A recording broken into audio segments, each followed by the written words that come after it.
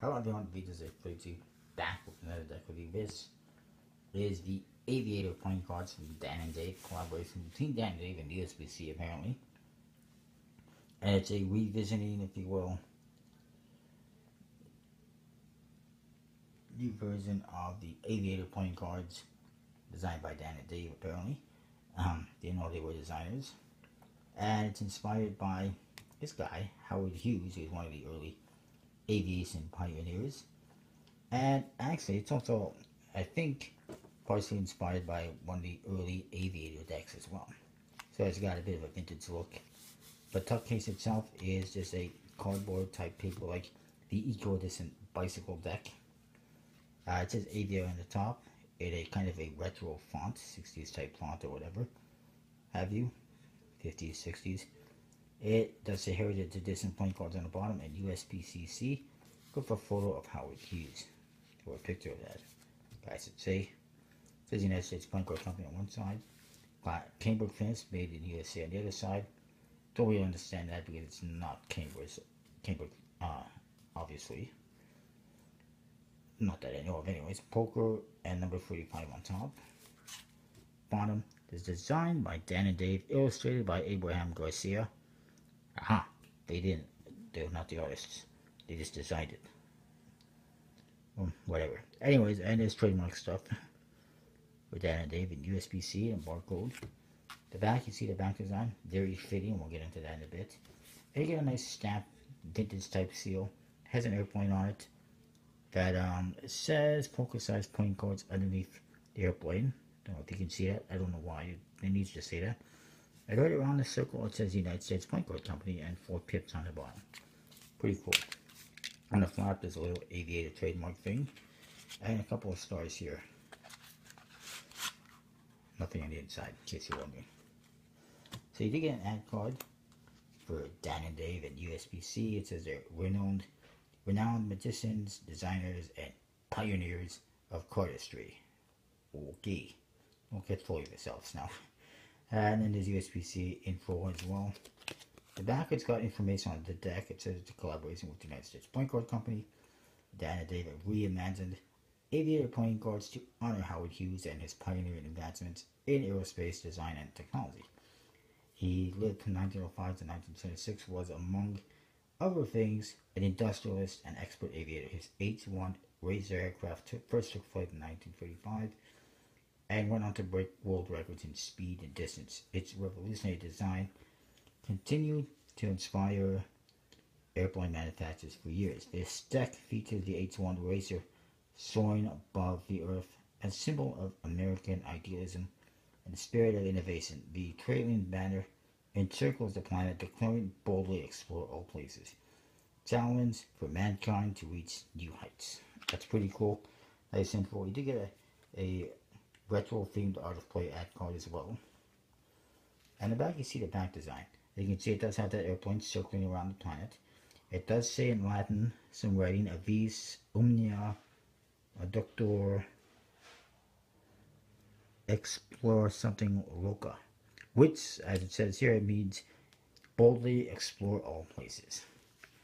And everything on the back design is very fitting. You got a plane propeller through the center, a compass type thing, the airplane flying around the world.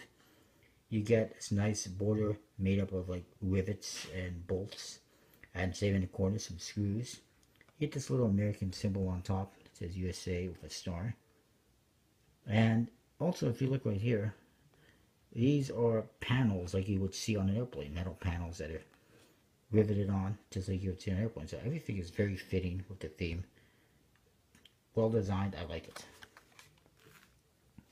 The Jokers, you get one, it says Joker in the corners, Aviator, USBCC on the bottom, and you see how he's standing at attention with his airplane in the back, smoking like it's having issues.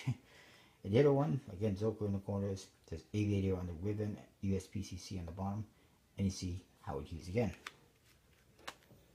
The Ace of Spades, very nice. It says Aviator on top. You got these nice retro fonts everywhere. It says Made in USA on the bottom. You get this nice big eagle. That's the wings in the eagle are shaped like a spade pip. It's got that American symbolism again.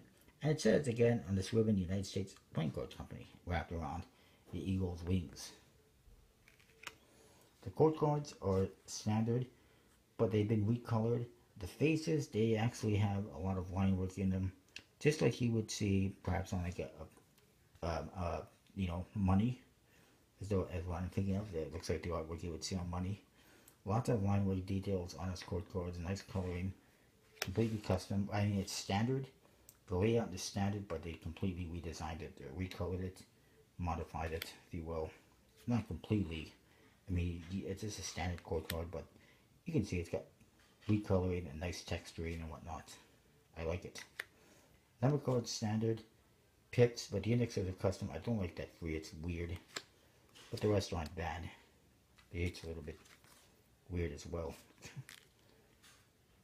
And as that, I really like it. I like the back design, a bit of a bluish color. Originally, the court cards I saw teased about a year ago when this first came out, or first came about, I should say. It didn't come out until a couple weeks ago. But it had this kind of black and white court cards, more of a vintage look, and it still has a vintage look, or a retro look, but it's a bit better. I like it. It's a good stock and finish. Might be an aristocrat stock and an Ericson finish. I'm not entirely sure. Doesn't specify. If it doesn't specify, I don't know for sure, but I can guesstimate. But it is a good stock and finish. And Dan and Dave lately have been on a bit of a roll with deck designs, and I like it. Let's zoom out so you can see. Overall, as far as the artwork is concerned, despite the fact that there's some standard elements to it, standardness, it's pretty good. I like the back design, it's very fitting. I like the box. Court cards are pretty good. Everything's pretty good. The Ace of Spades is nice. Jokers are fitting. I will say a good solid 4, 4.25 out of 5. I like it a lot. As you can tell, I'll say 4 out of 5. It's pretty good. I like it. Except for some of the indexes are a little bit weird. Usability, it is made for using. Number cards are all very familiar. The court cards are familiar. So I will say 4.5 out of 5. As for handling purposes, very nice stocking finish combination. Handle is very nice. So far, I'll say 4 out of 5. Maybe even, 4 out of 5. It's a little bit of clumpiness, but it's not bad. Overall, I'll give this deck a good solid 4 out of 5, I would say. Pretty good. I like it. You can get these at dananddave.com right now. They have another deck coming out very soon, tomorrow, at the time this video is recorded. By the time this video is made public, it would have been a couple weeks. And it should sell out very quickly, but it looks pretty cool. That is what I've got though. Make sure you check out collectibleplayingcards.com. Use the code VISA32. Make sure you like, rate, subscribe, comment. Thanks for watching. See you next time.